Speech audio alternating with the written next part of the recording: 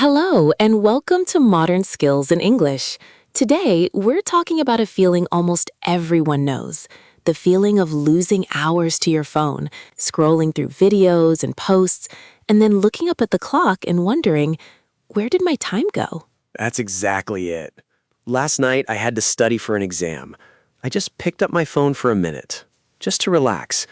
An hour later, I was watching videos about how to fix old radios. I don't own an old radio. I don't care about old radios. And then it was too late to study. I felt so stupid, like I have no self-control. And you felt guilty. Yes, and tired. Why does my brain do that? Why does it choose something so useless over my own goals? It feels like the algorithm on my phone knows me better than I know myself. That is the exact feeling we're exploring. But what if the problem isn't your brain or your self-control? What if you're playing a game, but you've never been told the rules? What game? It doesn't feel like a game. It feels like I'm just losing. Most students feel that way. They believe they need more willpower. They think they have to fight against their phone. But this isn't a fight you can win with willpower alone. Because the apps are designed to be addictive? I've heard that. That's part of it. But it's more useful to think of it differently. The real issue isn't that the algorithm is your enemy. The problem is that it's your student, and you have been teaching it the wrong lessons. Me? Teaching it? I don't do anything. I just watch. That's the first belief we need to look at.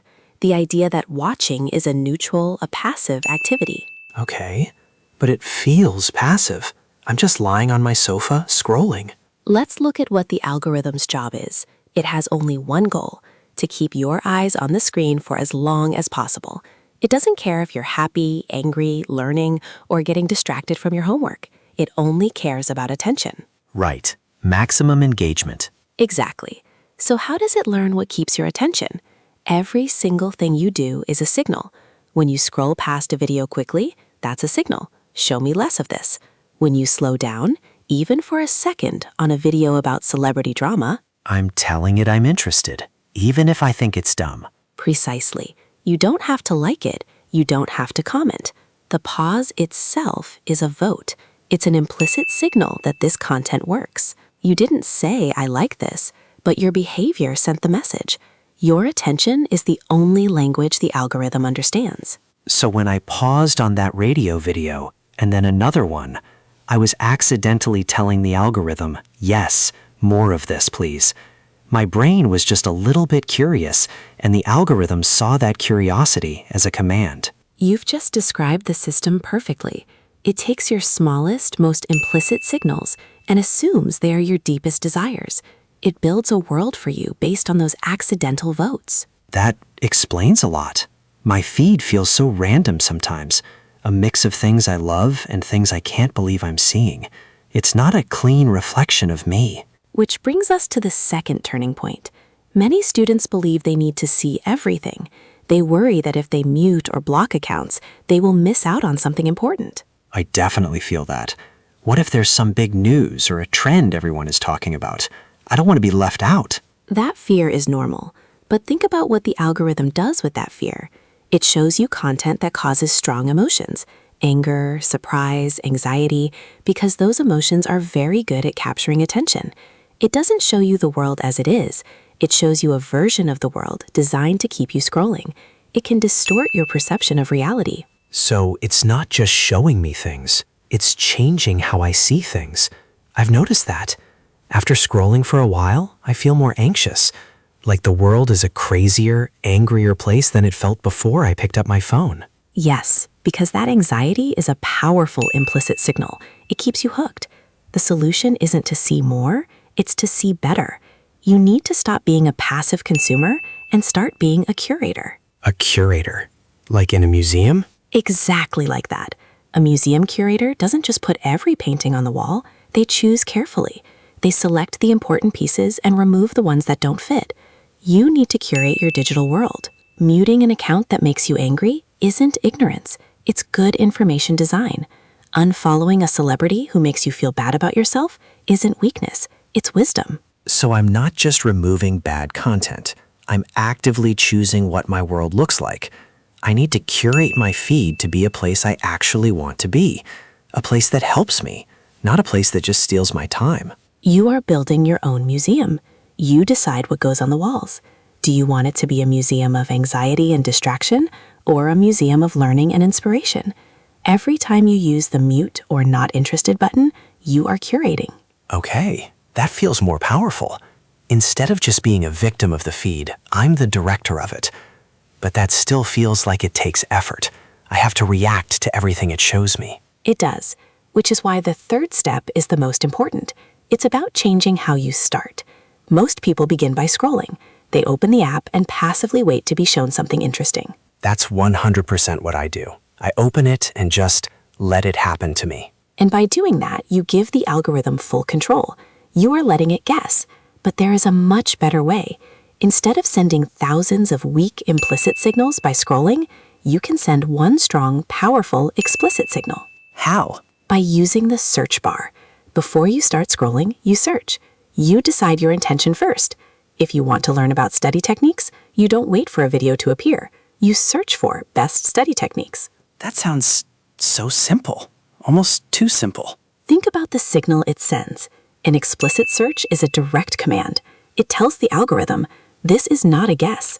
This is not an accident. This is what this user actually wants. It's the most powerful signal you have. It's like speaking to your student in a clear, loud voice, instead of just mumbling.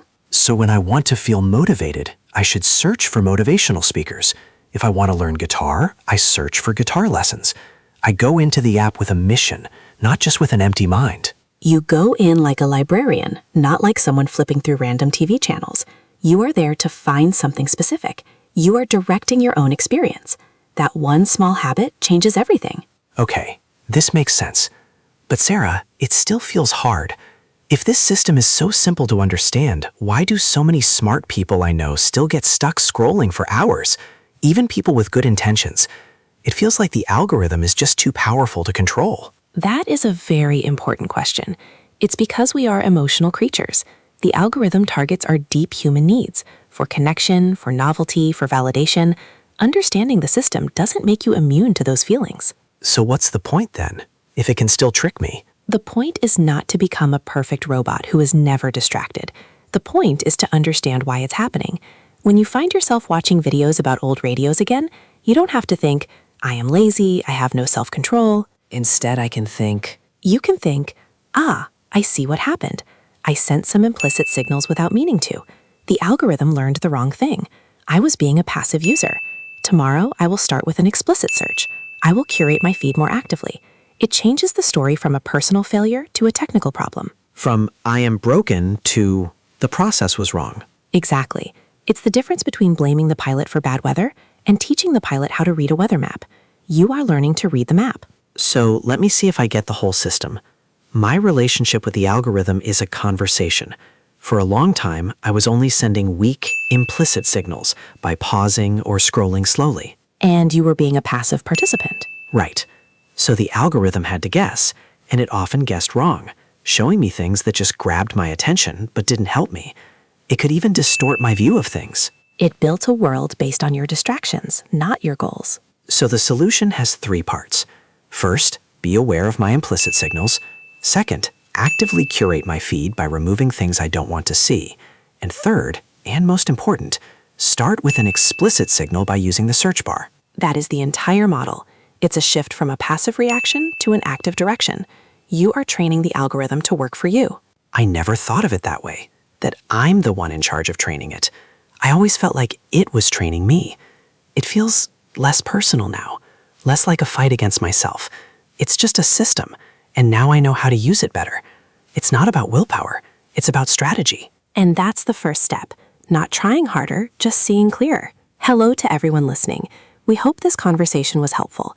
If there's another modern skill or feeling you're struggling with, let us know in the comments. We'd love to hear what's on your mind.